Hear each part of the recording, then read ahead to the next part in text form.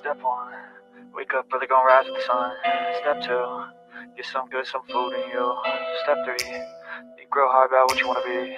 Step 4, everybody just do your thing. Wake up, today's gonna be a good day. Wake up, today's gonna be a good day. Wake up, today's gonna be a good day. Wake up, today's gonna be a good day. Wake up, today's gonna be a good day. Wake up, today's gonna be a good day. Wake up, today's gonna be a good day. Wake up, today's gonna be a good day. Yo, set your affirmations, aspirations.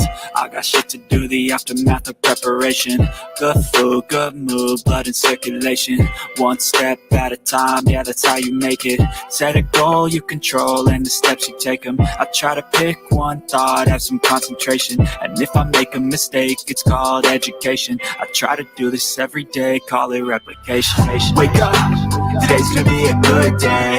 Wake up, today's gonna be a good day. Wake up, today's gonna be a good day. Wake up, today's gonna be a good day. Wake up, today's gonna be a good day. Wake up, today's gonna be a good day. Wake up, today's gonna be a good day. Wake up, today's gonna be a good day. So life ain't easy, yo. I think there's a reason, though.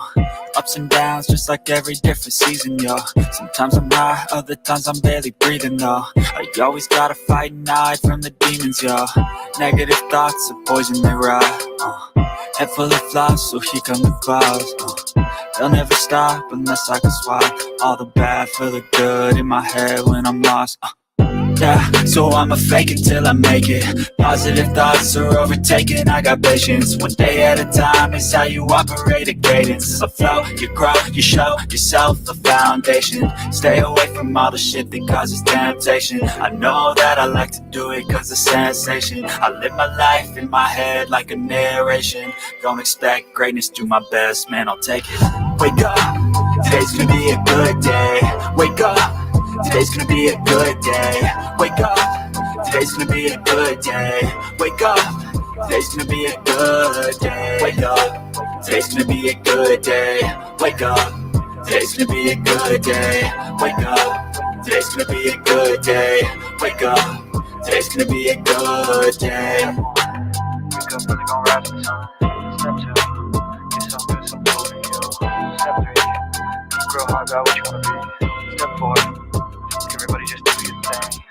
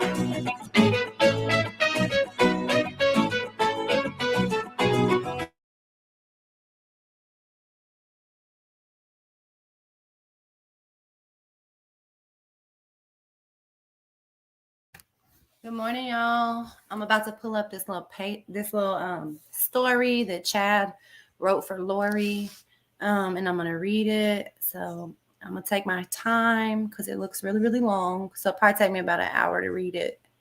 But I'm gonna go fix my coffee real quick. I'll be right back.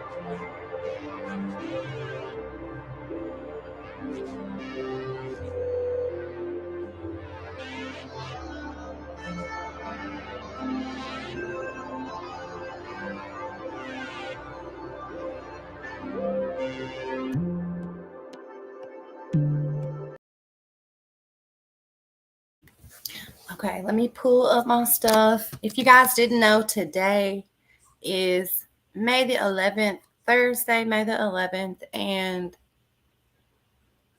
is the day in the trial for closing statements. That's what I was trying to say. Not opening statements, but closing statements. So on Tuesday, if you've been paying attention to the case or the trial, on Tuesday, the prosecution rested their case. So after they rested their case, I believe that the defense team for Lori wanted to speak to Lori.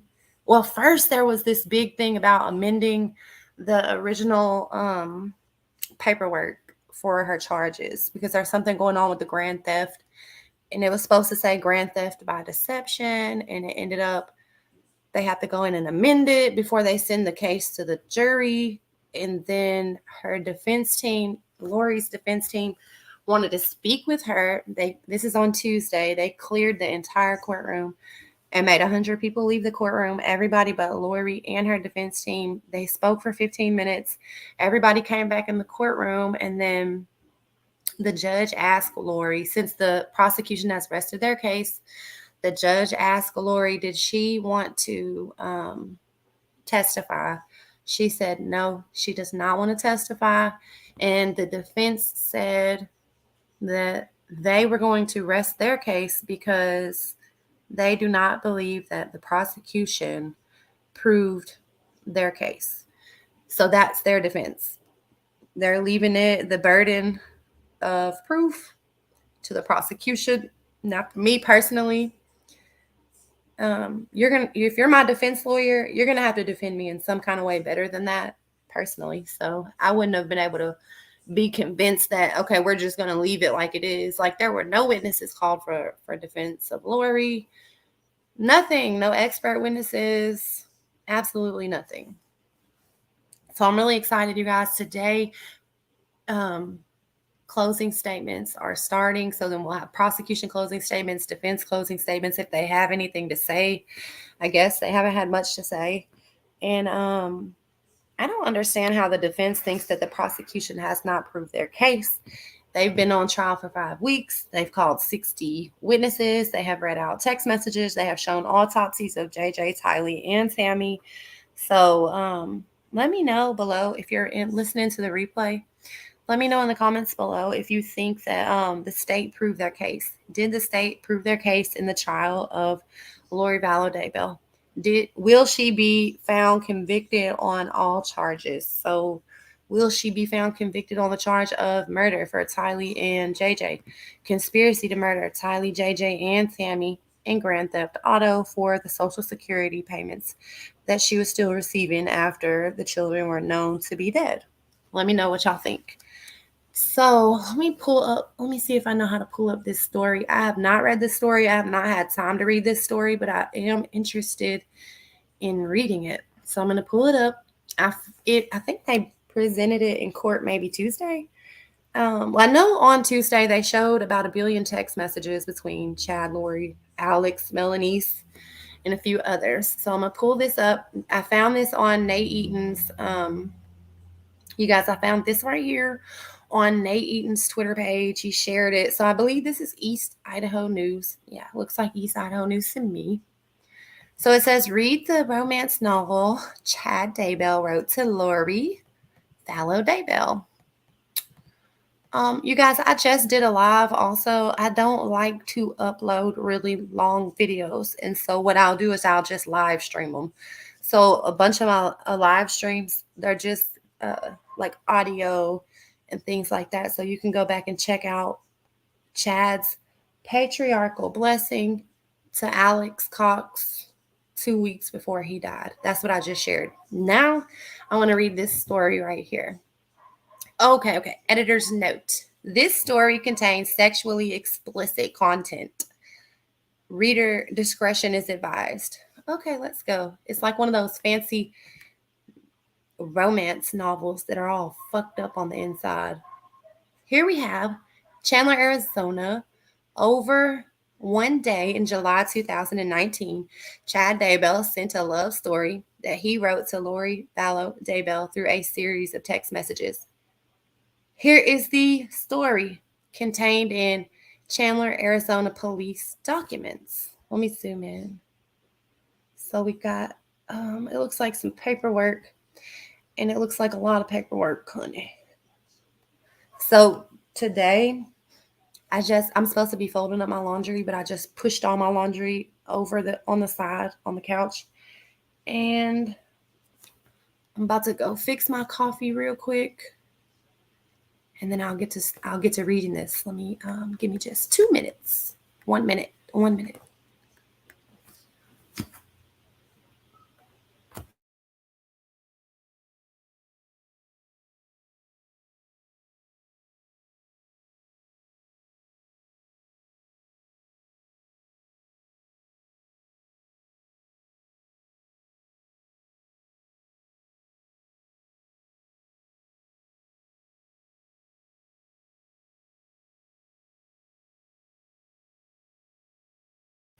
Oh, okay. It's not done yet. It's almost done. So let's get started. I'm gonna make this big. Can I make this big? Okay, perfect. Let's pull it back up. If y'all are just joining me, you can hit the like button. It helps my page and the algorithm. Hit the subscribe button if you're new here, or if you're listening on the replay, hit that subscribe button. I'm trying really hard to find, cases and details and stuff that nobody else is putting out. And if you didn't see, I shared 2 videos of Alex Cox singing on his Smule account. Really creepy. Definitely worth going to check out. There's some shorts on my page. Okay. Is this out of order? Because it just seems like the beginning of this is out of order. It says, found on the blank account, further messages would indicate that the talk of the restraining order was in regards to Melanie and Brandon. Continuing to read through messages between Chad and Lori, she asked him to clear Melanie's new house of any bad spirits. Chad stated that he was working on the house, but he was having to break down bad spirits that Brandon created. He also stated that he was able to detect 3 listening devices in her new house, and he directed Lori to where they were. On 7/13/2009 at 22:08 hours, Chad sent Lori the following message.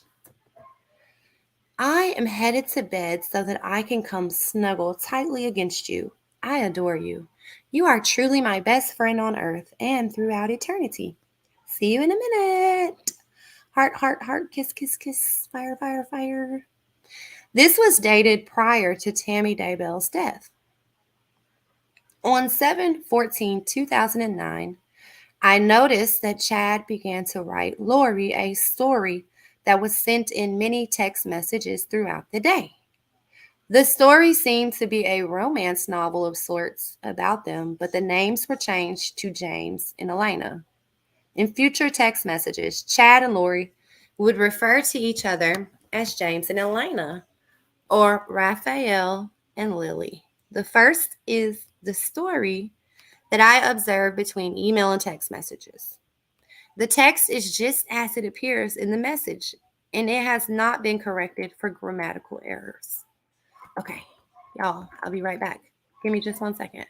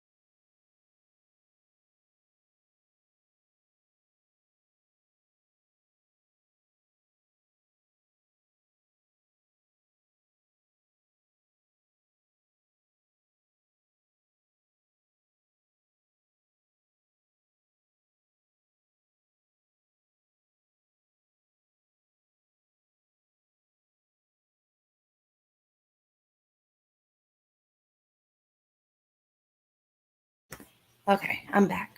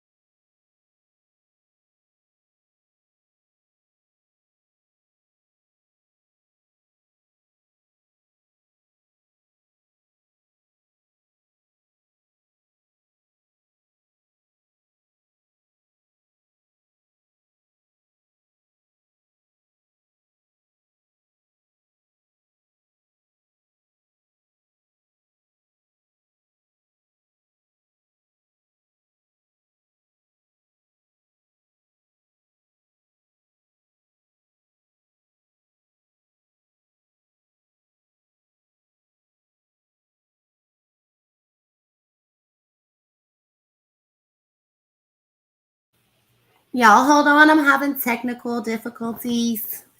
Give me just a second, and then we're gonna get into this old creepy fantasy. This old creepy fantasy Lori and Chad are having.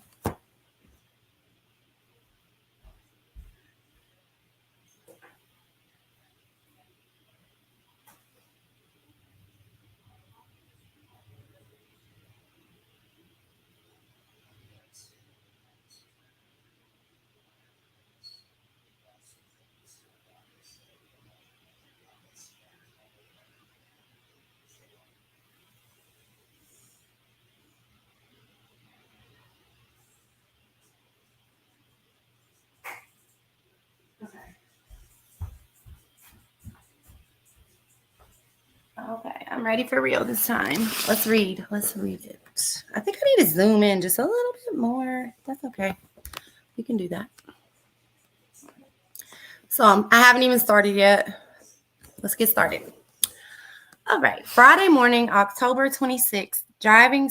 This is hard to read also because you can see it says East Idaho News on the back, which is fine with me. I did get this from East Idaho News, but it's kind of hard to read. Okay. But I got this.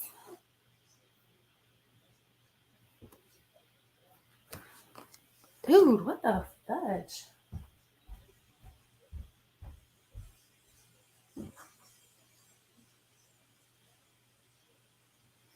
I'm coming, I promise.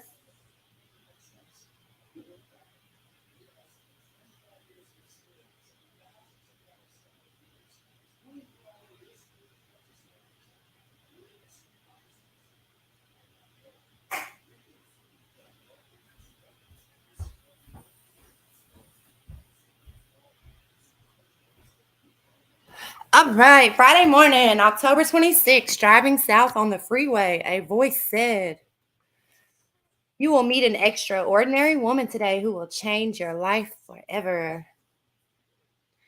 Let's see. This was shocking since such a thing seemed very unlikely at this conference. It is actually a very detailed story that began long ago on another world, and I will cover that part as I go along and the characters figure things out. But on the morning of October 26th, James arrived in St. George, still a bit baffled by the message he had received. He unloaded his books and set up his table, then joined the organizers for dinner in the main room. He saw his friend, that's MG, who is that? Melanie Gibb. He saw his friend, I'm just going to assume that's her initials, Melanie Gibb, who had been so helpful to him when he spoke in Mesa that July. MG introduced James to her friend Elena. When their hands touched, he felt a shock pass through him, and his heart started beating fast.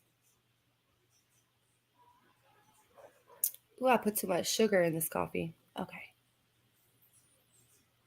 A little extra sugar never hurt nobody. Elena was gorgeous and vivacious, and James was a little intimidated, yet honored that she would talk to him. He was happily surprised when she mentioned a key part of his novel, The Renewed Earth. No one had ever recognized the significance of that scene before. He had heard that voice before and seen that smile before.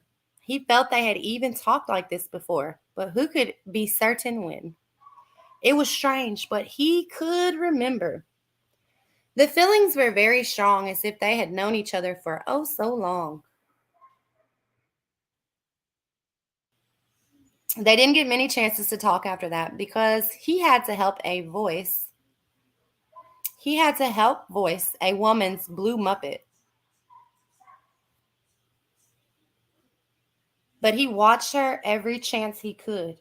He had to stay at a relative's house that night, but he hardly slept. He kept envisioning himself with Elena in a very wonderful situation that indicated that they had been more than just friends. James was the first speaker on Saturday morning and knew exactly where Elena was sitting. He made sure to mention the scene from his book that they had discussed the previous evening. He was completely smitten by her and even was nervous of what she would think of his talk as she spoke.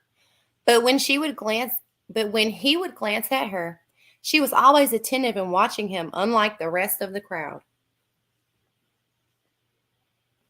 After his talk, he went to his book table. His talk had gone well, and there was a group gathered around to buy books. His heart nearly leaped out of his chest when Elena joined him and helped him sell the books. She was so beautiful that he could hardly concentrate on the customers. She straightened the books and gave the books great reviews. Although she made him laugh a lot when she kept pushing the youth in the fifth volumes of his first series. He could only giggle when people asked if she was his wife, because yes, in fact, she was. She just didn't know it yet. James was definitely having amorous feelings towards Elena as they sold books together. He had not felt this happy in his entire life. He was quite sure this was the woman the voice had told him about. James was ecstatic because he had already fallen deeply in love with her. Or better said, he resembled how much he already loved her. Her eyes had mesmerized him from the moment they met. But once the book sales slowed down, she stood near him behind the table. They looked deeply into each other's eyes for the first time, and he knew he was in the presence of a goddess. He resisted an impulse to kiss her, but his entire body was on fire. He instinctively knew she was everything he had ever dreamed of. I must clarify that James is a very difficult person to get information from. He has been blessed with great knowledge, but 99% of the people he knows do not realize that. He is very guarded, and it is a great task to gain his trust. But as Elena leaned forward him and asked a couple of very insightful questions, his heart burst with joy. He knew she was on fire. He knew she was one of the very few people on earth he could trust. James's spirit was so excited at this revelation that he shattered a thick veil that had been placed between those two souls during their mortal lives. The thick veil had been placed because of the unique, unparalleled love James and Elena had shared in previous lifetimes. That veil had prevented them from finding each other until this appointed day that would be remembered throughout the heavens as the true beginning of a spectacular mission that would save millions of souls and defeat the forces of darkness. James' physical attraction to Elena was almost overwhelming, but he was equally drawn to the spiritual energy that was radiating from her. As they talked, it was confirmed to him that they had indeed been married before and were eternal companions. He had glimpses of them walking dusty paths together, and he realized that they had been married during the life of Jesus Christ and they had been very close to him.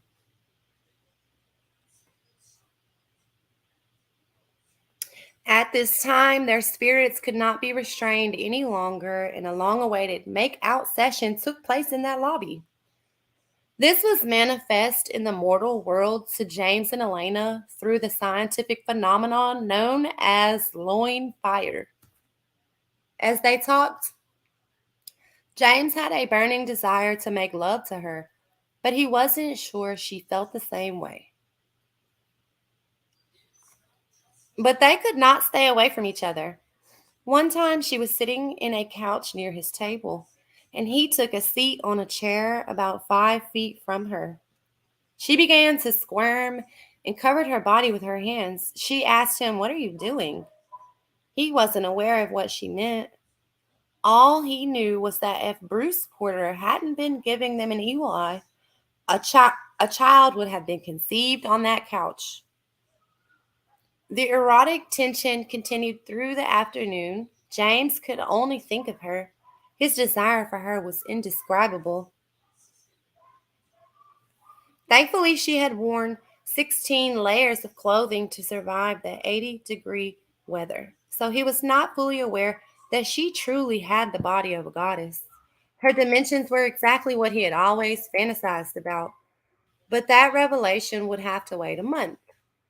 As the night concluded, James needed to take his empty boxes to his car. With Elena's help, excuse me, he had sold more books at a show than he ever had before.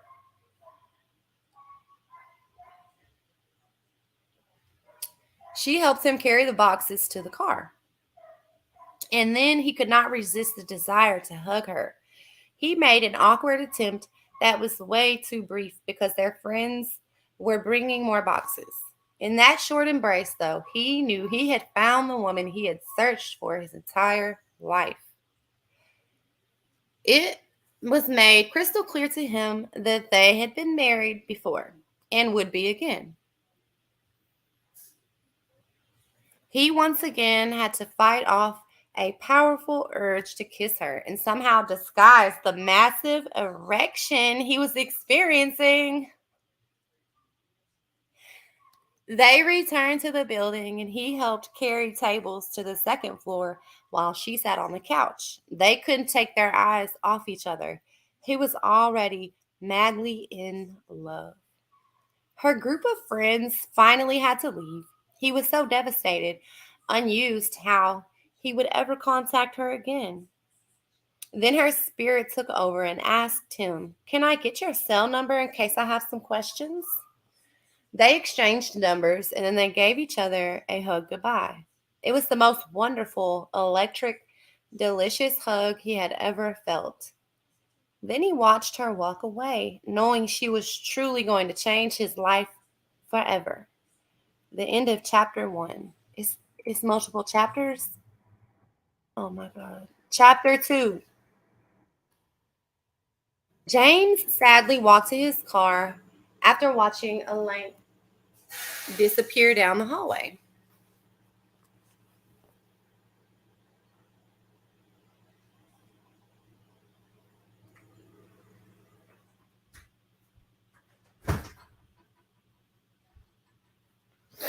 Okay. James sadly walked to his car after watching Elena disappear down the hallway. But he couldn't deny their connection and his absolute attraction to her.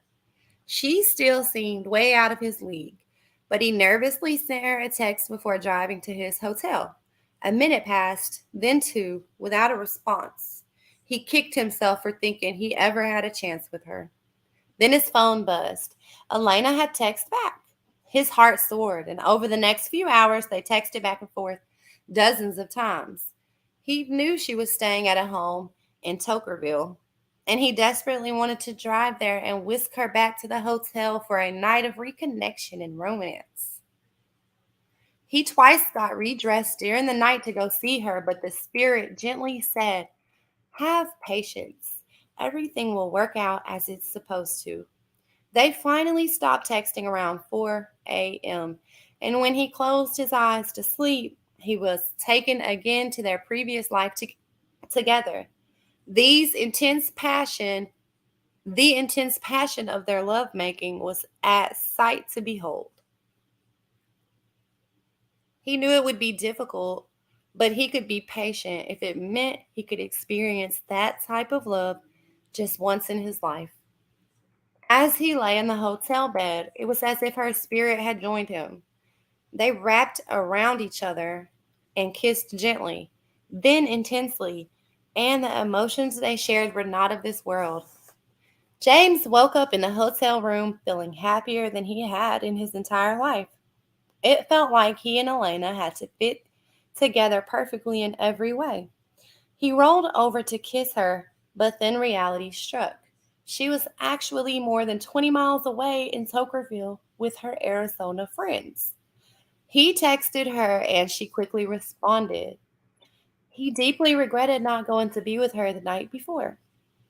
It was as if he already knew the taste of her lips and his hands knew every curve of her body. He knows his dreams were somehow real and that they were actually traveling to each other in a higher dimension. He hungered for her in ways he didn't think were possible. The voice was right. Elena was going to change his life forever.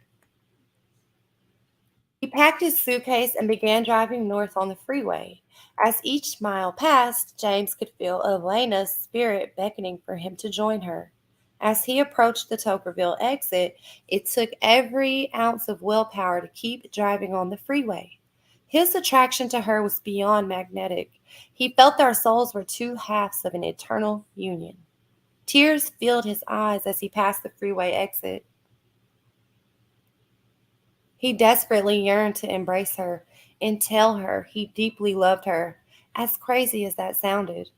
But he knew he would be seeing her 3 weeks later at a conference in Arizona. It seemed like an eternity, but he sensed it would be a very significant weekend for them. He already was crazy about her, and his feelings of admiration and affection for her would only grow more intense and wonderful.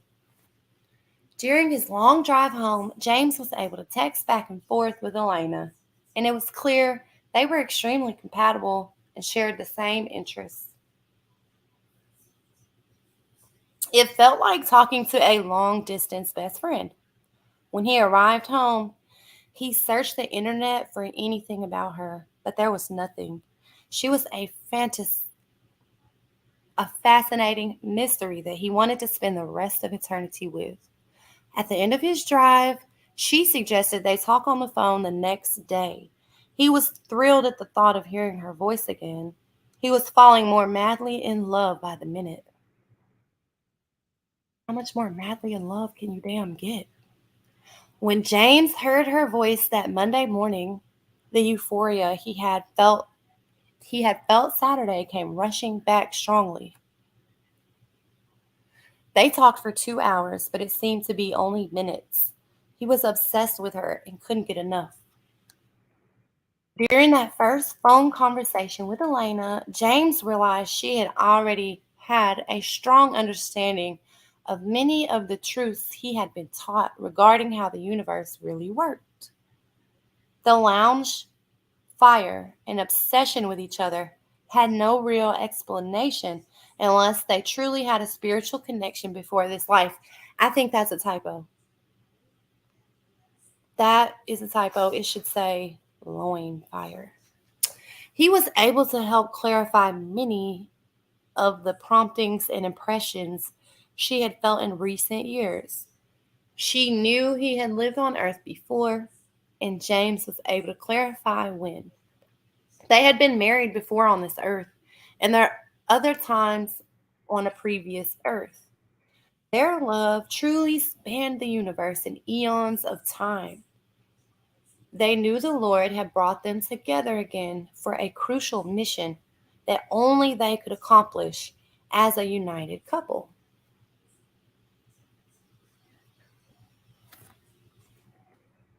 During the next week, they spoke every day for at least an hour, but often longer. They hungered to know everything about each other. This was a new experience for James to open up and share the true feelings of his heart. But he knew he could trust her completely. The bond between them was intense, and only the vast distance between them kept their passion for each other from roaring into a blaze inferno. She quickly became his best friend, or better said, two best friends had reunited and their prior love was now ignited again in a wonderful heavenly way. As November began, James and Elena had talked on the phone every day since last seeing each other. He was extremely impressed with her intelligence, personality, and subtle humor that made him laugh more than he had in this lifetime. She was a complete delight to talk to, and the highlight of his day was when he could hear her magical voice. It was so familiar to him, and it actually healed and soothed his heart and soul. They would both attend the same event in mid November, and it seemed like that day would never arrive. Each day they opened their hearts to each other a little more. James knew he could trust her with the mysteries of the universe that had been revealed to him. He knew they had been married before, and they had been close friends with the Savior when he lived in Jerusalem. James had served in an important position in the Lord's church, and Elena had been his beloved spouse and best friend. That relationship was now meant to continue in this lifetime. In Jerusalem, James and Elaine had enjoyed tremendous intimacy. Their physical desire for each other was unmatched, and they were so fortunate that they could be alone morning, noon, and night, and they seized every chance to passionately express their love to each other. They simply could never get enough. Even after the many years of marriage, everyone knows they were crazy about each other, and they were a wonderful example of how spouses should cleave together in love and unity. James had visions of how they would happily and joyfully pleasure each other in his office. They had two favorite positions that particularly bonded them together.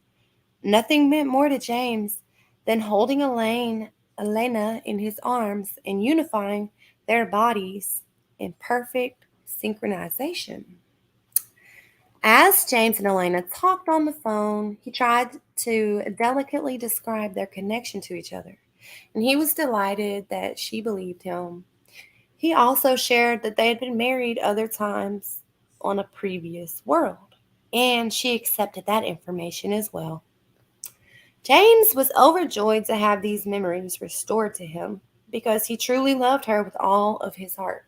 He knew they were meant to be married again and complete important missions together before the second coming. He was ecstatic that she was receiving confirmation of these things as well. As they talked on the phone, the spiritual connection was so intense that it also produced physical desires, and it was as if their spirits were making love despite the great distance between them. James knew his spirit was visiting her during these conversations. I can't even take this serious, but I'm trying to read this before I give my commentary. He also became aware that his spirit would visit her at night, and they would wrap around each other in a sensual embrace. Kissing her was so wonderful and real, and he knew that the next time they saw each other, he needed to kiss her. He wouldn't be able to resist holding her. He was absolutely in love with her in every way. By the time the conference arrived, James and Elena had become very close through their phone conversations, but he desperately needed to see her again. She agreed to pick him up at the airport and take him to his hotel. She was extremely nervous, worried that the spark they had felt earlier might not be there, but as she arrived at the airport and he opened the car door, his heart nearly burst at the sight of her smile. She was stunningly gorgeous. And as they gripped each other's hands, the electricity was tangible. The love between them was powerful and real. The hotel was only a short distance away, and he invited her into the room. They were soon standing alone in the room, and he put his arms around her and looked into her gorgeous blue eyes. They hungered for each other, and he leaned forward and fulfilled a promise he had made to her a few days earlier. He gently kissed her tender lips, and the same heavenly electricity filled his entire body. The passionate magic they had felt many centuries earlier came surging back powerfully. James moved to the couch, and Elena straddled him effortlessly as if they had done this thousands of times before. She fit perfectly on him, and they pressed their loins tightly against each other. The feeling was exquisite, and they both smiled and moaned at the sensations passing between them. They were still fully clothed, but the intensity of the intimacy was undeniable. James felt the powerful desire to bless Elena at that time. They had stayed in that favorite position. He moved his hands to her head and began to cleanse and purify each part of her body. He could feel the pains and troubles she had endured throughout her life being removed from her soul and being taken outside and destroyed. James' hands worked on their way down her body and lingered briefly on her beautiful breasts. She truly had the body of a goddess, and he was experiencing an indescribable mix of physical and spiritual ecstasy. He soon concluded the cleansing of her body from head to toe, then filled her body with a balm of light and love. James could see the happiness in her eyes, and instinctively their mouths came together again. The fire was burning so strongly within them both, and as their kissing grew more intensely, he gently said, "I love you, Elena." These words sparked a frenzy within them. Their tongues effortlessly entwined, and their hips gyrated in a smooth, erotic rhythm. Two lovers, long separated, were finally united in heavenly bliss. After a few minutes of excitement, pleasure, and fun on the couch, James and Elena both felt compelled to change into more comfortable clothing. James in some athletic shorts and blue shirt, and Elena put on a stunning black top and tight leggings. The top revealed just enough, but not too much, and James was overjoyed at the sight. James took her in his arms, and they smiled at each other. The vibration in the room was very intense, and their hearts reached out to each other in a glorious reunion. James gently touched the sides of Elena's breasts, and he was in ecstasy. She stood on her tiptoes and gave him a sensual kiss that sent electricity throughout his body. They moved towards the bed and were quickly entwined around each other. She was so beautiful, loving, and enchanting that James could hardly breathe. They were both aroused, but knew there were limitations on what could occur that night. But they kissed for nearly an hour and pressed against each other tightly. Towards the end of the evening, Elena laid on her stomach and at the end of the bed, and James caressed her fabulous body. He grasped her perfect bottom with both hands, and she expressed how much she loved that. She soon sat up and straddled him again as they passionately kissed farewell. They knew they would see each other again in the morning, but the separation seemed too long. But they knew that the long wait to find their eternal match had come to an end, and James was overjoyed beyond description. James and Elena had agreed to visit the temple the following morning. She returned to the hotel room, and after additional romance on the couch, they calmed their nerves enough to give each other a blessing. As James placed his hands on her head, he connected with Elena's true, eternal self. He knew he was in the presence of an exalted goddess who had returned to the earth to perform a special mission.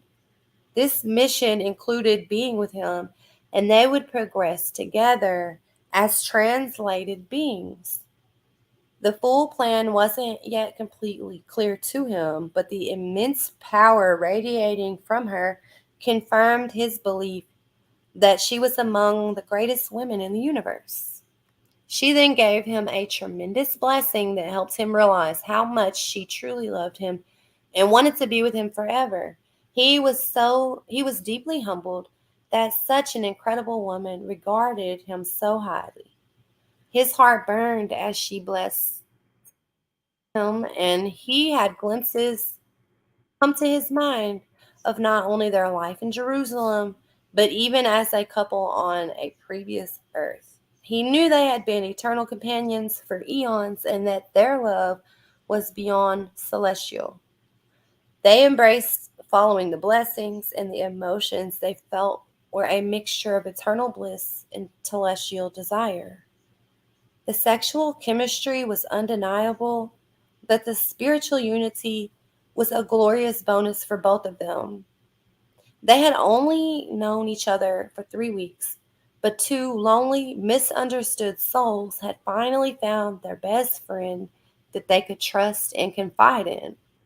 They arrived at the temple and they both felt they should do sealings together. They were soon seated in a sealing room facing each other. Elena looked so stunning as she smiled at him.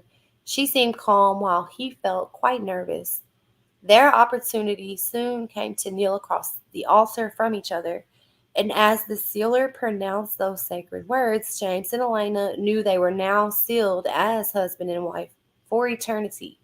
As the earthly sealing was taking place, a similar scene involving their spirits was happening on a higher plane, where they kissed and unified their souls. They knew they had just begun a new journey together that was eternal and never ending. As the sealing, they went to lunch together. After the sealing, they went to lunch together, and they felt so comfortable together. Everything felt so right. James could look into her eyes forever unless he was gently kissing her and telling her how much he loved her. Even when they held hands, there was a powerful vibration that exceeded the celestial world. They attended the conference, but their thoughts were completely focused on each other. James gave a talk that was well received. It sparked great interest in his books. Elena joined him at the selling table, and they sold more than 359 books within a couple of hours. But all they really wanted was to slip away and express their love to each other. They went to dinner with some friends, but afterwards they were able to find some time alone. They drove to a secluded area and slipped into the back seat. Elena was wearing a pair of incredibly sexy jeans, and as she straddled James in the back seat, he once again grasped her fantastic bottom. She pushed him back into a reclining position, and their loins fit perfectly together. They kissed passionately and rhythmically pulsated against each other. Their love was intense and undeniably real. James was now madly, crazily in love with her, and it was so wonderful to know she felt the same way about him.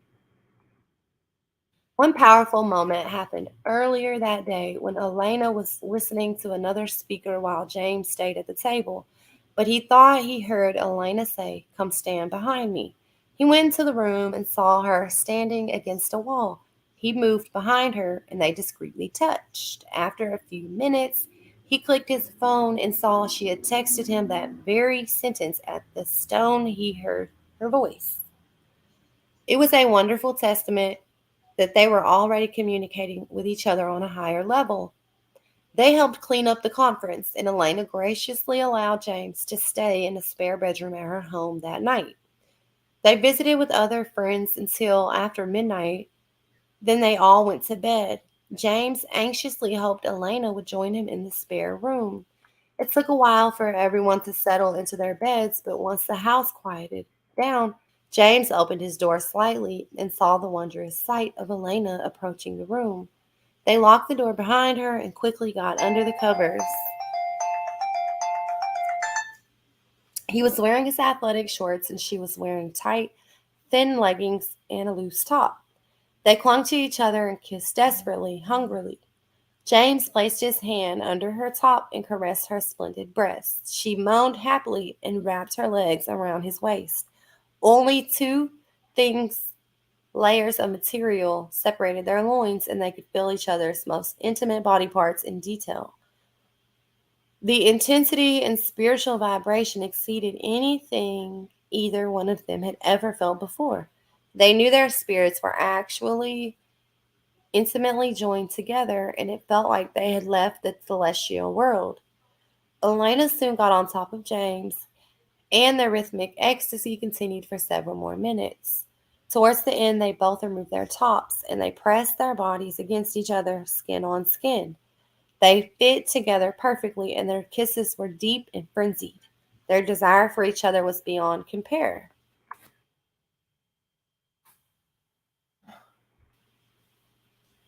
As the reunion as the reunion in the spare room came to a conclusion, Raphael knew Elena was his perfect match. They longed to stay intertwined together, but it would be best to separate and get some rest. But by 6 a.m., James couldn't stand to be away from her any longer. He slipped into her bedroom and stood at her bedside. She was unbelievably gorgeous, and he greatly desired to join her in the bed and continue the previous night's activities. But there were other guests in the house who weren't yet aware of their sizzling love for each other. So he gently touched her shoulder to awaken her. Her eyes opened. Then she reached up and grabbed his arm to pull him into the bed. He smiled, realizing she wasn't fully awake and had likely been dreaming of him. He simply whispered that he loved her and hoped she would go walking with him through the neighborhood. James and Elena had enjoyed a walk together the previous morning along the quiet streets of her gated community. The sensual attraction between them had been intense, and they had touched her shoulders and held hands as they walked. They were like magnets that couldn't be separated. She had worn exercise leggings that drove him crazy with desire. The the leggings emphasized her perfectly sculpted bottom, and it took all of his willpower not to pull her to him and grasp that bottom firmly and powerfully with both hands while kissing her passionately. They went walking again that next morning. Unfortunately, a friend invited her along, but James and Elena were still completely engrossed in each other. He had to catch a flight home later that morning, but he was able to give Elena a special blessing before departing. As he placed his hands on her head, he felt their spirits connect with a surge of power. At that moment, his only desire in life was to be with her, as he always throughout eternity. And that desire has continued to intensify. During the blessing, he was shown the great missions they would perform together. He knew this was an eternal union that would forever change the world. Tears filled his eyes to be in the presence of this holy goddess, and he was nearly overcome by the spirit as he sensed her true place in the universe as a majestic archangel.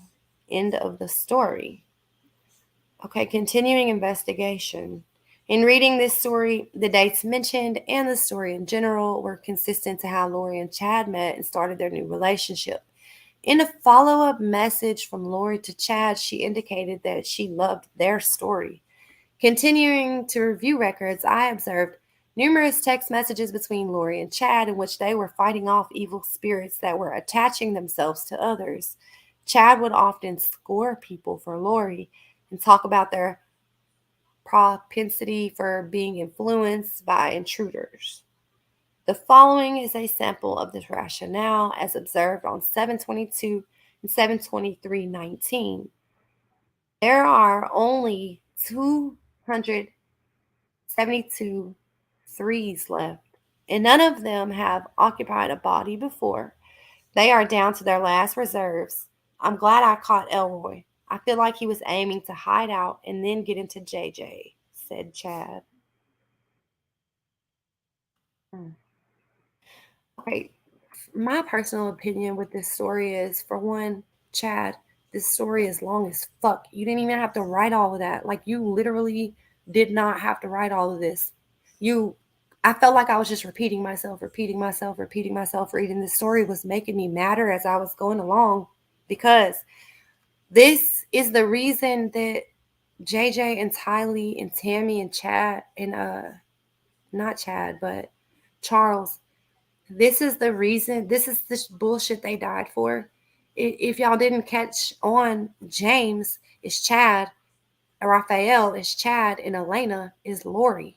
And he literally took the time, as he thinks he's a book writer, to write this long ass, no nonsense bullshit story for Lori to try to see. I believe he was manipulating her. And of course, she was manipulating him back, but if they would have never met, if Melanie Gibb would have never introduced them and they would have never met, none of those people would have died for number one, because this is like the worst little fantasy story I've ever fucking read. Like, especially the part, if I can find it, there's a part in this story where when he first saw when James first saw Elena, let me see if I can find it. He said that they would have made a baby on the couch. They would have created a baby on the couch. What? Y'all killed innocent children, but you would have killed a baby, you would have made a baby on the couch? Like, I don't think so. And then how infatuated they were with each other. It really pisses me off that people around them died over that. Like, this story actually pissed me off. And I don't know what y'all's opinion is on it, but I do have chores and mom stuff that I have to go and do. I do want to listen to closing statements in the trial, so I'm going to go listen to that. But I am not entertained, and I am not pleased with this story. It is disgusting to me. I had a hard time reading it. At first, I was mocking them, and then I seriously cannot stand to look at Chad and Lori's ugly faces. I just put a video up on my page too of Lori getting served papers in Hawaii. She's poolside in her bikini, and it looks like to me that when Chad sits up in the lawn chair, it looks to me like he is laughing either at the situation or at Lori. He doesn't ask her any questions. He already knows what's going on. It's very disturbing. These are two very disturbing people. They should have never been able to get away with all the stuff that they did. Hopefully, the jury will do the right thing. I kind of hope that closing statements for prosecution won't be very long, and that the defense won't have a lot to say either. I'm sure they won't. And then this can go to the jury like today. Like, they can make their mind up today. What if we get a verdict today on the Lori Vallow case? And I have one other thought, though I'm going to make it into a video. What if Lori Vallow is found not guilty, you guys? It's a total possibility. Let me know what you guys think in the comments. Leave me a couple of comments on your opinions on this story of Elena and James that Chad wrote and sent to Lori. Let me know what you guys think about that.